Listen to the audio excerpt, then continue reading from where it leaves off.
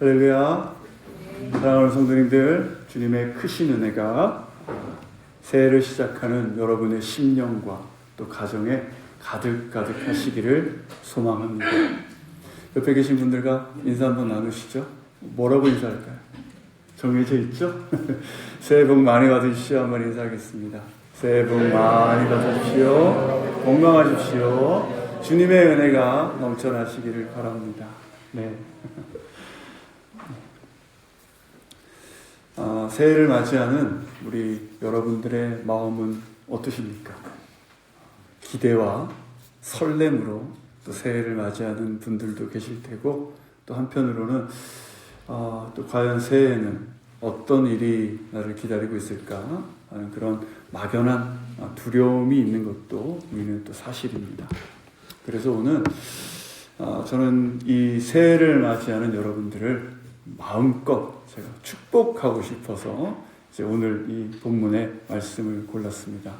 하나님께서 예비하신 이 하늘의 복이 이 말씀을 듣는 우리 모든 성도님들에게 가득 넘쳐나시기를 간절히 축복합니다. 보통 우리가 예배를 마칠 때 고린도후서 13장 13절에 이 말씀이에요. 이 말씀이죠. 이 말씀을 기초로 제가 또 우리 목사님들이 축도를 하고 있는데요. 그런데 구약 시대 때부터 내려오는 아주 원초적이고 또 강력한 축복의 기도가 있는데, 그것이 바로 오늘 우리가 읽은 그 민수기 본문에 나오는 일명 아론의 축복이라고 부르는 이제 그 말씀, 그 기도입니다. 오늘 그 본문인데요. 이 자리에 계신 여러분들 중에 혹시 축복 싫어하는 분 계십니까? 없으시죠? 다 좋아하시잖아. 한 분도 안 계실 겁니다. 우리 조금 전에도 새해 복 많이 받으세요. 우리는 이렇게 인사를 했고, 또 새해에 자녀가 잘 되기를, 또 사업이 잘 되기를, 건강하기를, 또 우리는 모두 그런 복을 바라고 있습니다. 복을 바라는 것은 인간의 어떤 자연스러운 본성인 것이죠.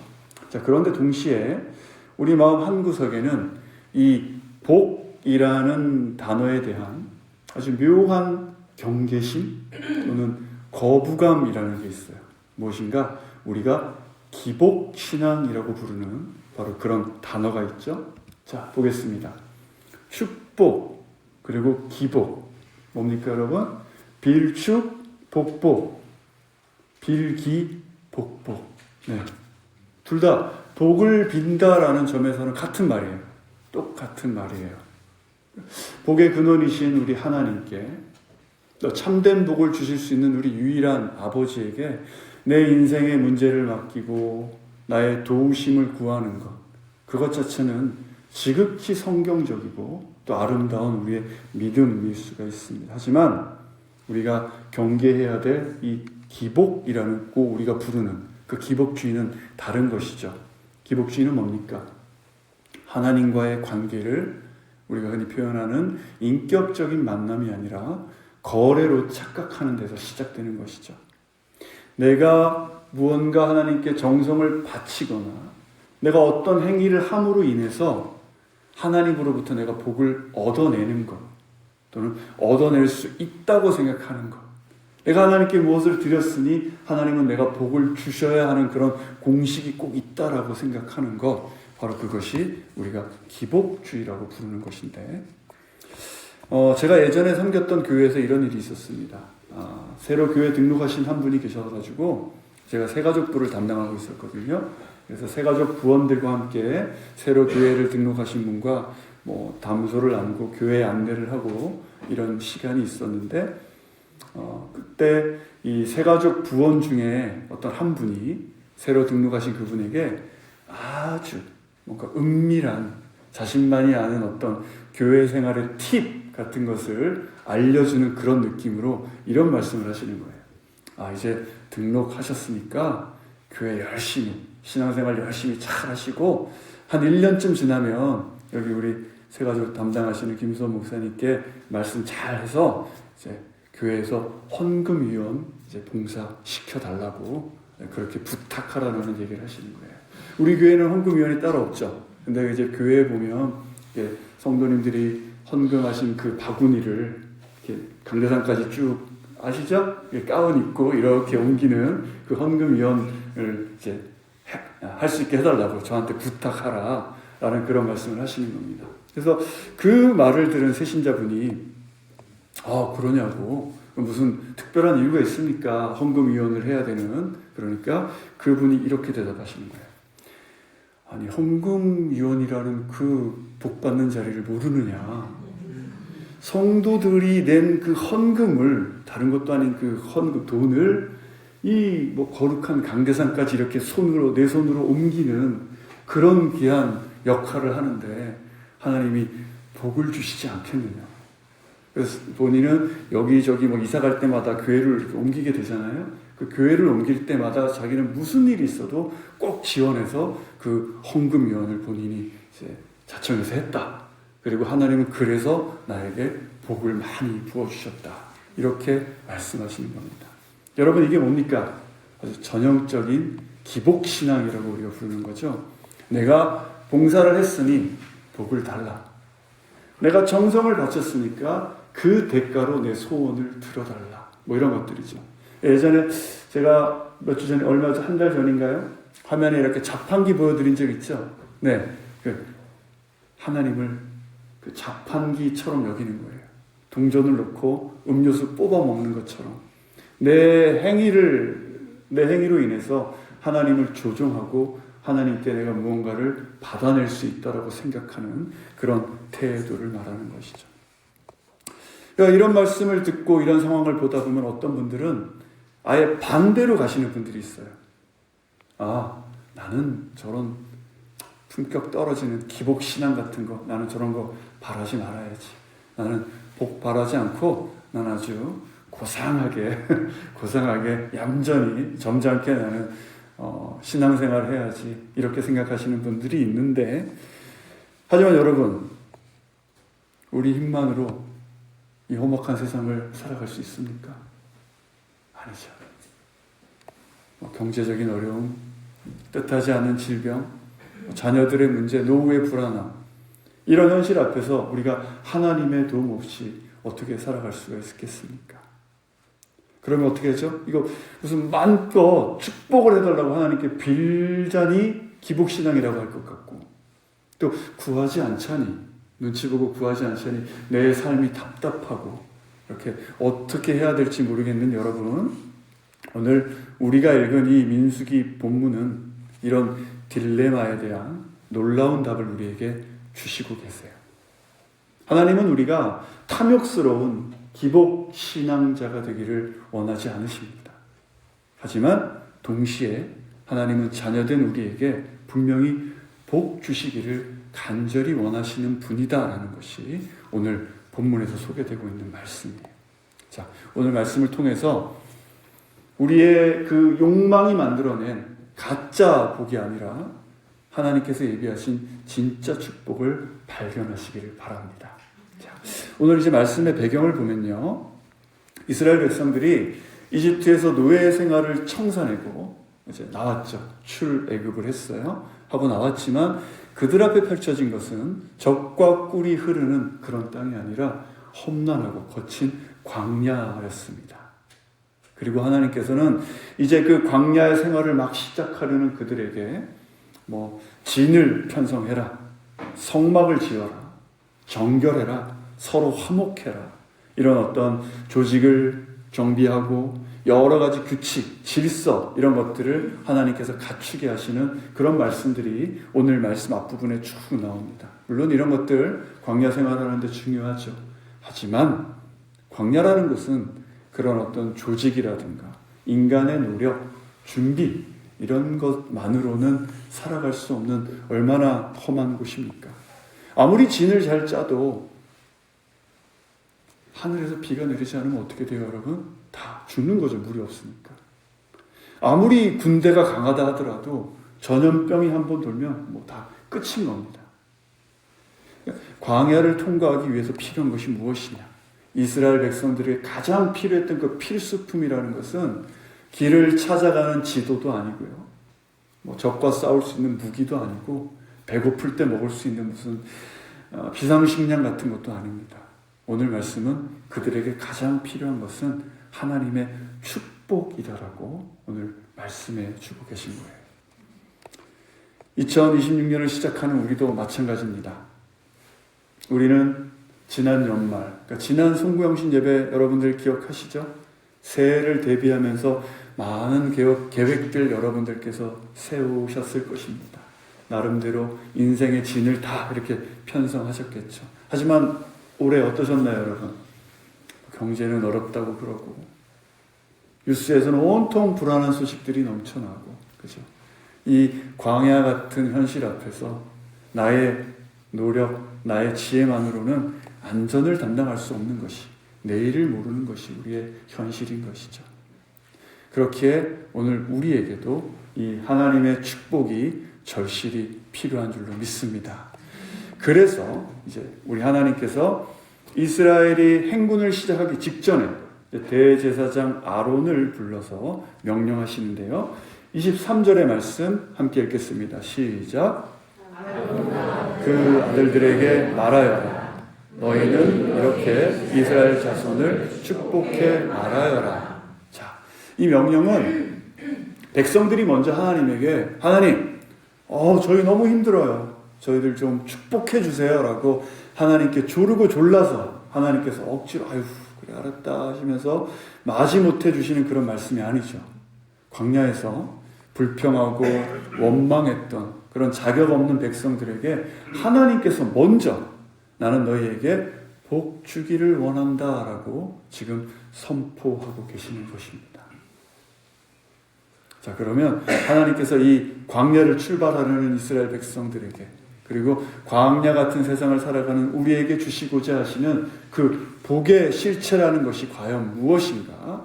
오늘 본문 24절부터 26절까지 하나님의 세 가지 구체적인 복, 그 약속이 담겨 있는데요. 첫 번째입니다. 하나님은 여러분을 지키시는 복을 여러분에게 주십니다. 자, 6장 24절 함께 읽을게요. 시작. 여호와께서 내게 복을 주시고 너를 지키기를 비노라. 자, 여기 지킨다라고 되어 있는데 이 지킨다라고 하는 그 히브리어 단어를 찾아보면 이 뜻은 가시 있죠. 가시로 울타리를 이렇게 친다라는 그런 뜻이 있어요. 그러니까 당시에 목자들이 양떼를 칠 때 그 양을 잡아먹으러 오는 그 맹수들 있잖아요. 그 맹수들로부터 양들을 지키기 위해서 가시덤불을 꺾어다가 양들의 그 우리 주변을 빽빽하게 둘러놨던 것입니다. 그래서 그 맹수들이 밤에 몰래 양들을 잡아먹으러 오다가 그 가시에 찔려서 도망가게 만드는 그런 역할을 했던 것이죠. 그러니까 이 말씀은 무엇인가? 즉 하나님께서 친히 우리 사랑하는 하임의 성도님들의 삶에 가시 울타리가 되어 주시겠다라는 바로 그런 축복의 말씀이 되는 것입니다. 우리가 잠든 사이에도 또 우리가 미처 깨닫지 못하는 그런 순간에도 하나님은 우리의 가시 울타리가 되어 주시겠다라는 바로 그 축복의 말씀인 줄로 믿습니다. 시편 기자는 이 상황을 이렇게 노래했어요. 자, 시편 34편 7절 함께 읽겠습니다. 시작. 여호와의 천사가 주를 경외하는 사람들을 둘러서 진을 치고 구원하십니다. 네. 진을 치고 구원하신다고 하시는데 우리 어린 친구들도 우리 예배에 참석해 주셨는데 우리 어린 친구들이 사는 이 세상을 한번 보십시오. 여러분 어떻습니까? 스마트폰을 열기만 해도 온통 음란한 것과 폭력적인 것이 넘쳐나고 이제는 마약, 그것들이 초등학교까지도 다가왔다라는 그런 기사를 봤어요. 우리 부모님들이 어떻게 24시간 우리 자녀들을 감시하고 보살필 수 있겠습니까? 오직 하나님이 우리 자녀들의, 우리 가정의 울타리가 되어주실 때만 우리 자녀와 가정은 안전할 줄로 믿습니다. 또 우리 사업하시는 우리 성도님들, 또 직장 있으신 성도님들 계시죠? 우리 성도님들의 사업장과 직장, 우리 하나님께서 지켜주시기를 바랍니다. 이 불황의 파도 속에서도 또 예기치 못한 그런 어려움들, 사고 그런 속에서 하나님이 여러분의 사업장과 직장에 든든한 가시 울타리가 되어주시기를 축복합니다. 그리고 우리 연로하신 어르신들 하나님께서 건강으로 여러분들 붙잡아 주시기를 간절히 바랍니다. 때로는 하나님께서 어떤 뜻하신 바가 있어서 우리 삶에 고난을 허락하실 때도 있으시죠. 하지만 그 고난이 그럼에도 불구하고 여러분의 영혼을 삼키지 못하도록, 그러니까 여러분을 아주 엎드러지지는 못하도록 하나님께서 분명히 지키고 보호해 주실 줄로 믿습니다. 나는 또 내 가정은, 내 사업장은, 내 직장은 하나님께서 분명히 가시 울타리가 되어서 지켜주신다라는 그 믿음으로 새해 여러분들 두려움이 있으시다면 그 두려움 이겨내시기를 바랍니다. 자, 둘째는요, 하나님은 은혜 베푸시는 복을 주십니다. 25절 함께 읽을게요. 시작. 그 얼굴을 내게 비추시고 내게 은혜 베푸시기를 비노라. 아멘. 우리가 인생을 살다 보면 늘 잘할 수는 없습니다. 때로는 나의 죄 때문에 또는 나의 잘못된 선택 때문에 내 삶이 고난의 길을 걸을 때가 분명히 있죠. 에덴 동산의 아담처럼 하나님의 얼굴을 피해서 나무 뒤에 숨고 싶을 때가 있고, 베드로처럼 주님을 거부하고 부인하고 도망가고 싶은 그런 마음이 분명히 들 때도 있습니다. 자, 그럴 때 하나님께서는 어떻게 하신다고요? 그 얼굴을 우리에게 비추시고 은혜를 베풀어 주신다라고 하세요. 자, 여기서 이 은혜를 베푼다라는 이 의미가 저는 정말 감동적으로 다가왔는데, 은혜를 베푼다, 이 뜻은 무엇인가?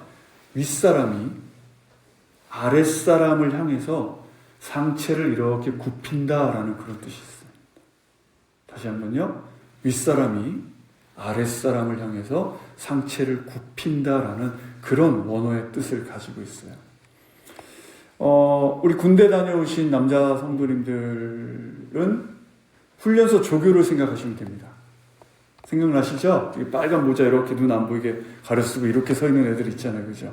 네. 훈련병이 훈련 받다가 힘들어서 넘어지면 그 조교들 어떻게 하시는지 아십니까, 여러분? 절대로 안 도와줘요. 그 눈도 보이지 않게 이렇게 모자를 눌러쓰고 3번 올빼미 정신 안 차립니까? 이런 식으로 빨리 안 일어납니까? 정신이 있습니까? 없습니까? 이렇게 나오죠. 전혀 내가 얼마나 힘든지 공감하지 않아요. 그 훈련소 조교들은 그저 위에서 아래를 바라보면서 명령할 뿐입니다. 그 사람들은. 여러분은 하나님을 어떤 이미지로 생각하시나요? 우리 하나님은 그런 조교가 아니라는 거예요. 우리 하나님은 아이가 넘어져서 이렇게 무릎이 깨져서 피가 나고 아파서 울 때 하나님은 어떻습니까? 저기 멀리서 또 넘어지고 그런다고 아이 빨리 일어나! 우리 하나님 그런 하나님 아니시죠? 여기 허리를 굽힌다고 했잖아요. 키 큰 아빠가 그 작은 아이에게 다가와서 허리를 이렇게 숙이고 아이를 안고 눈물을 닦아주고 다시 그 아이를 이렇게 일으켜 세우시는 것, 바로 그 모습이 여기서 말하는 은혜를 베푸시는 모습이에요.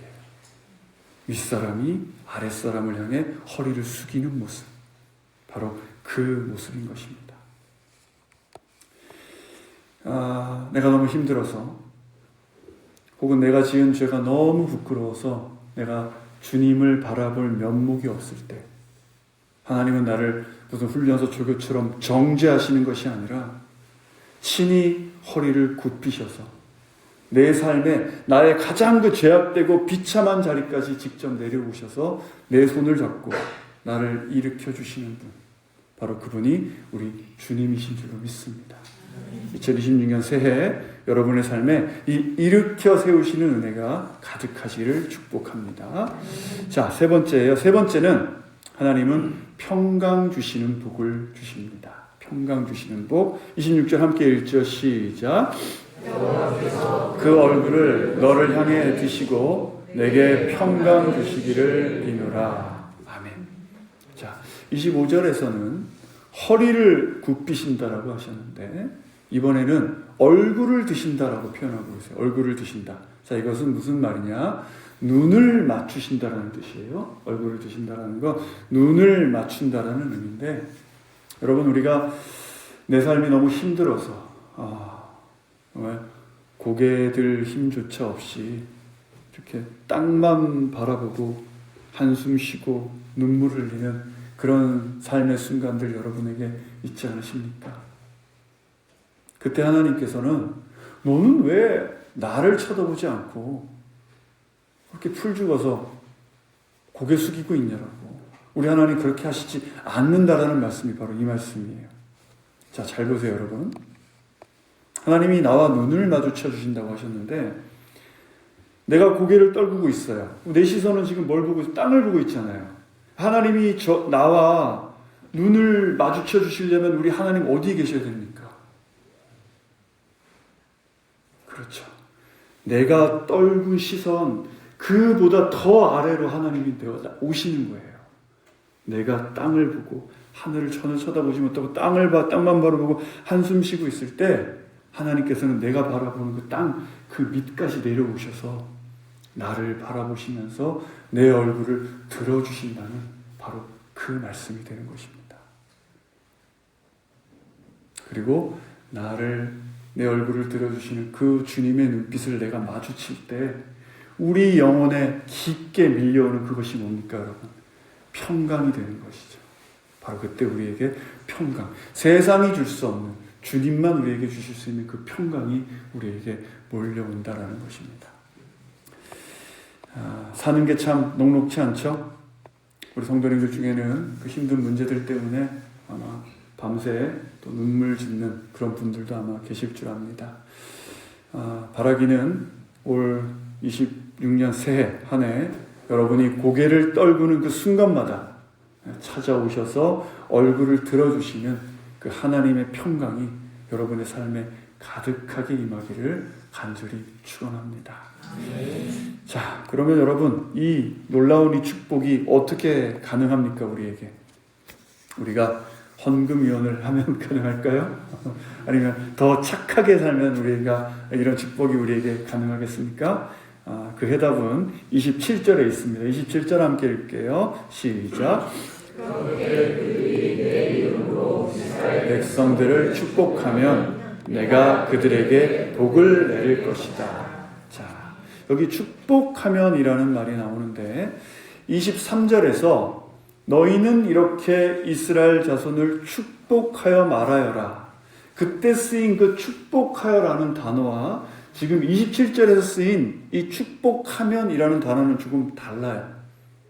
어떻게 다른가? 자, 27절에 쓰인 이 축복하면이라는 단어는 여기 윗줄을 보시죠.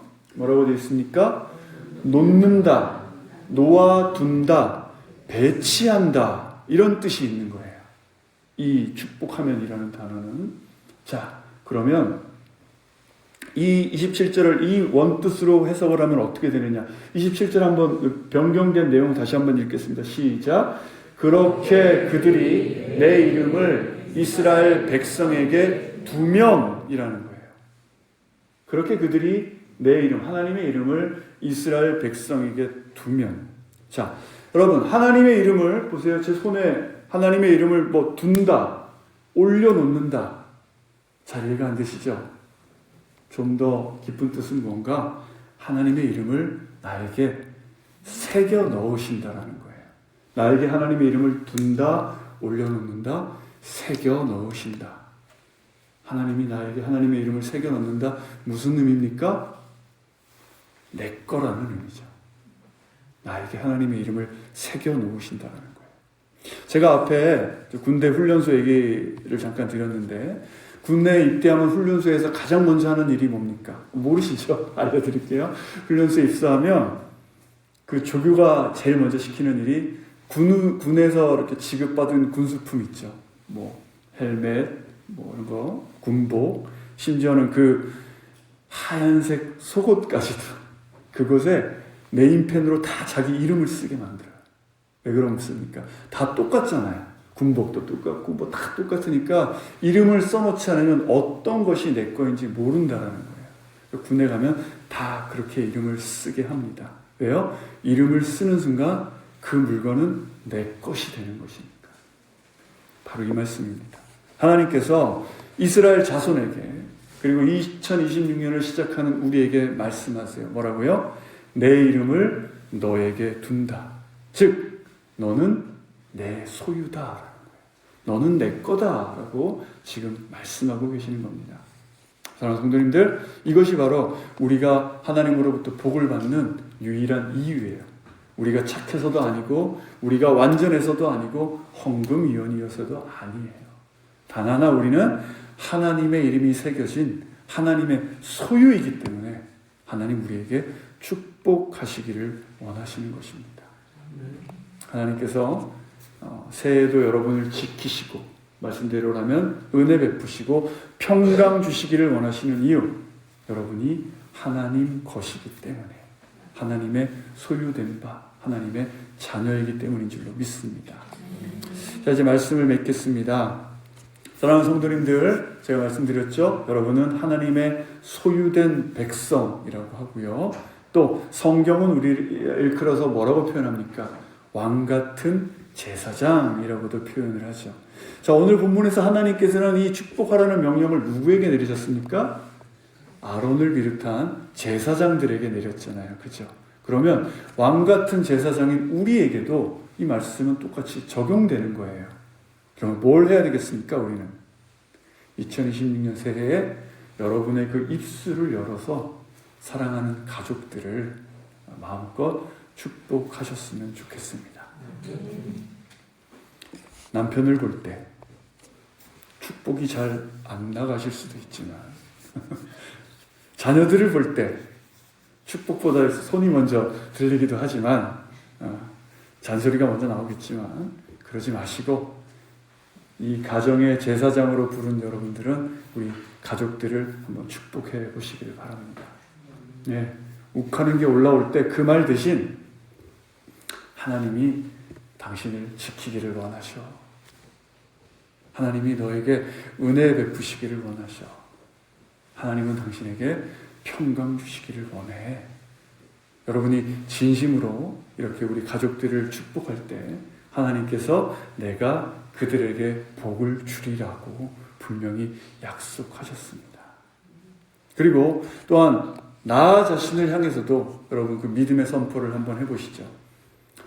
내 상황이 지금 몇 년째 이런 상황인데 축복은 무슨 축복이냐고 이렇게 생각만 하지 마시고 여러분은